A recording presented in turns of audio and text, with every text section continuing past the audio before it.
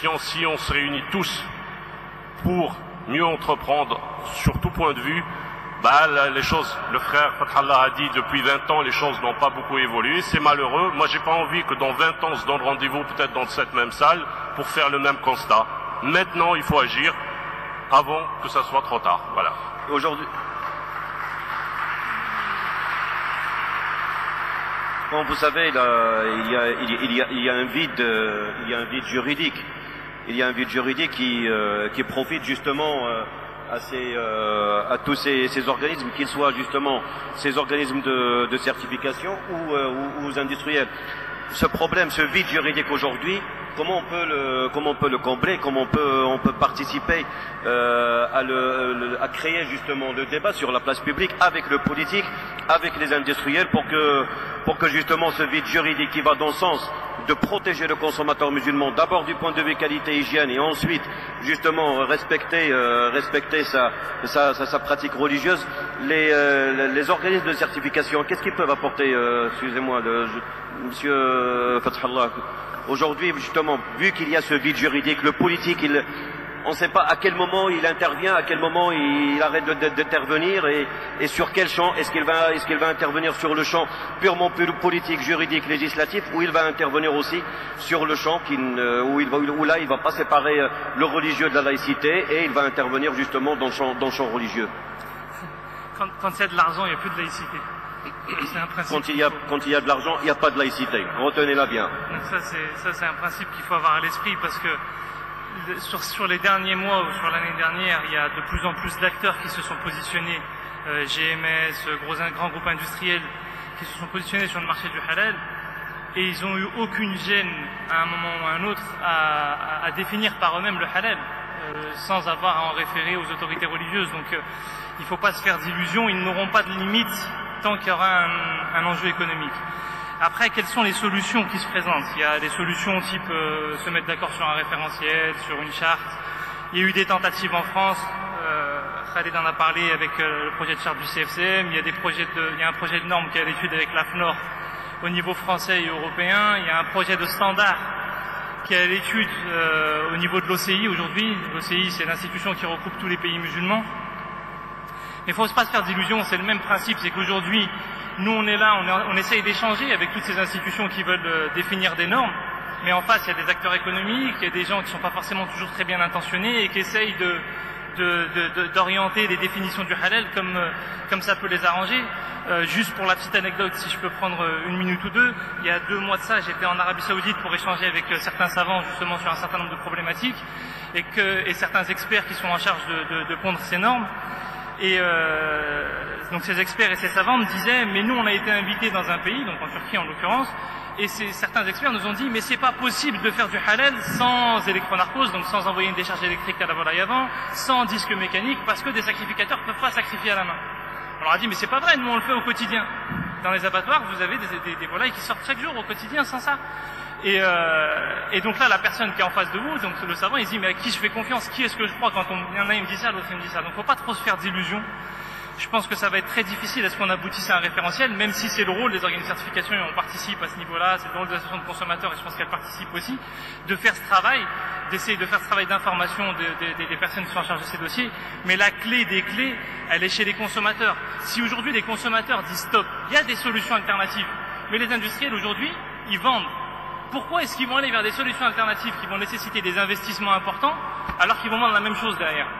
Donc il n'y a aucun intérêt pour eux. Si les consommateurs disent stop, il faut savoir aussi que le fait de consommer de la viande qui n'est pas halal, c'est un impact très fort d'un point de vue religieux. Le prophète il met en évidence que même dans le dua, elle peut être affectée, elle peut ne pas être acceptée à cause de la consommation, si on ne consomme pas halal.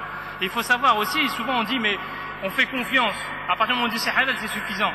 Il y a un principe en islam, comme le dit Ibn al-Qayyim dans le commentaire d'un long hadith du prophète, le principe dans la consommation des viandes c'est l'interdiction. Donc il faut qu'il y ait la preuve du halal. Il y a suffisamment de gens aujourd'hui qui connaissent le marché, qui connaissent l'industrie, qui donnent des informations et qui vous disent non, Il y a beaucoup de tromperies aujourd'hui sur le marché. On ne peut pas faire confiance comme ça aveuglément. Donc il faut qu'à un moment donné, le consommateur dise stop. Et s'il doit cesser de consommer parce qu'il n'y a pas de viande qui soit certifiée dans sa région, parce qu'il n'y a pas de viande qui est contrôlée dans sa région, eh bien qu'il cesse et qu'il prenne les choses en main, qu'il contacte les organismes, qu'il monte lui s'il le faut un organisme et qu'il aille voir les organismes qui travaillent sérieusement, qui pourront l'aider à faire les choses correctement.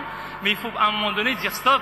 Et même s'il faut s'abstenir de consommer, ben il faut passer par là, mais il ne faut pas tomber dans le piège de dire... Le consommateur, il va pas passer, il va pas faire ce contrôle tous les jours, il va pas passer sa vie à contrôler son boucher, chaque jour qu'il aille faire quand il va faire ses courses, il va demander, le certificat. Les consommateurs sont différents, comme la foi elle est différente d'une personne à une autre, l'exigence elle est différente d'une personne à une autre. Je pense qu'on demande peut-être beaucoup à ce consommateur qui est déjà exigeant avec lui-même, qui a justement cette confiance en son boucher de proximité, parce qu'il y a ce commerce de proximité. Ce commerce de proximité, si on ne lui fait pas confiance et qu'on fasse, vous avez les chaînes de grande distribution qui ont des certifications halal par des organismes qui sont réputés être sur le terrain des grandes mosquées, parce qu'apparemment il y a des grandes mosquées, il y a 3 grandes mosquées, et quand le consommateur il va dans la grande distribution et il y a des produits certifiés, il ne sait pas à quel sein se vouer. Mais aujourd'hui, l'information, elle est très simple à trouver. Un site comme a fait une étude, il y a pas mal de sites web aujourd'hui qui communiquent. Déjà, il y a beaucoup de viandes qui se vendent sans certification. Il y a beaucoup de bouchers qui sont leurrés eux aussi. C'est-à-dire qu'ils pensent acheter de la viande halal et c'est pas le cas. Donc il y a des clés très simples. Aujourd'hui, les organismes qui acceptent l'électronarcose au préalable, il y a un problème. En particulier sur la volaille et sur le vin, ça marche. Donc il y a un débat entre les savants. À partir du moment où il y a une divergence, on ne va pas rentrer là-dedans. Chacun il se positionne comme il veut. Mais quand il n'y a pas de divergence, on ne va pas tomber aveuglément dans le piège. Les organismes qui n'ont pas d'employés, comment est-ce qu'ils contrôlent? Et c'est très simple à vérifier. Il y a des études qui le disent. Il y a des études qui disent voilà, tel organisme n'a pas d'employés. Comment est-ce qu'ils contrôlent? J'ai compris, mon frère. Moi, ce que je veux dire, peut-être que je m'adresserai aussi à l'association des défenses des consommateurs. Aujourd'hui, le consommateur, il a une boucherie chez qui il va d'habitude, il va habituellement. Il va pas non plus aller vers les abattoirs. Le boucher, il lui assure justement cette origine halal. Aujourd'hui, un consommateur, quels sont les moyens au quotidien qu'il peut avoir? Je vous en prie. Si je me permets, le boucher, il n'assure pas que la viande est halal. Le boucher, il se sert quelque part. Donc, pour savoir si c'est sa viande halal, il suffit pas il suffit pas que ça soit marqué halal quelque part chez le boucher pour avoir la certitude que c'est halal. Déjà, il faut poser la question. Il faut pousser la question jusqu'à exiger une preuve que c'est vraiment halal. Parce que nous, aujourd'hui, en fait, avec le principe, si le boucher me dit que c'est halal, je lui fais confiance, ça ne marche plus. Parce que on a des données qui nous disent que la fraude elle dépasse la moitié du marché, voire les 80%. Le certificat ne suffit plus, c'est ce que dit AVS. Mais après le certificat, il faut le connaître. Le consommateur, il a des sources pour vérifier quels sont les certificateurs qui sont sérieux. Comme elle a fait une enquête en 2008, elle l'a refait en 2009, donc elle est publiée sur le site, elle est accessible à tout le monde. Dedans, il y a des données sur tous les certificateurs, la majorité des certificateurs qui sont présents en France. Donc si vous allez dedans, vous allez voir tel certificateur, quelles sont ses pratiques, combien d'employés il a, est-ce qu'il pratique l'électronarcose ou non. Donc tout ça, est-ce qu'il a une charte accessible? C'est très important pour un certificateur d'avoir une charte accessible au consommateur. C'est la transparence et ça lui permet au consommateur de consommer tout en connaissance de cause. Donc vraiment aujourd'hui le consommateur, il faut qu'il arrête de subir. L'enjeu du marché halal, c'est un enjeu économique. C'est pas un enjeu politique comme on essaie de nous faire croire. C'est pas vrai, c'est un enjeu économique. Le débat politique, l'économique n'est jamais de loin du politique. Par moment, c'est le politique qui fait l'économique et l'inverse. Le politique, c'est un peu au service de l'économie. Et en fait, on essaye de dévier le débat de la question de la tromperie du consommateur. Moi, j'ai dit bien tromperie parce qu'il y a vraiment une volonté d'induire le consommateur en erreur. Donc ça, c'est dans le code de consommation. Donc on a le droit si on a la preuve qu'on a essayé de nous induire en erreur, donc là on peut vraiment faire des démarches pour faire valoir Comment on peut faire ces démarches? Est-ce qu'il faut intenter un procès?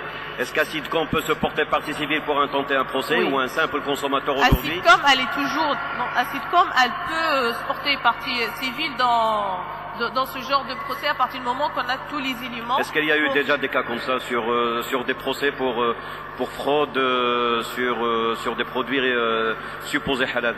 En fait, le problème, on a eu beaucoup de personnes qui nous ont contactés dans ces cas-là.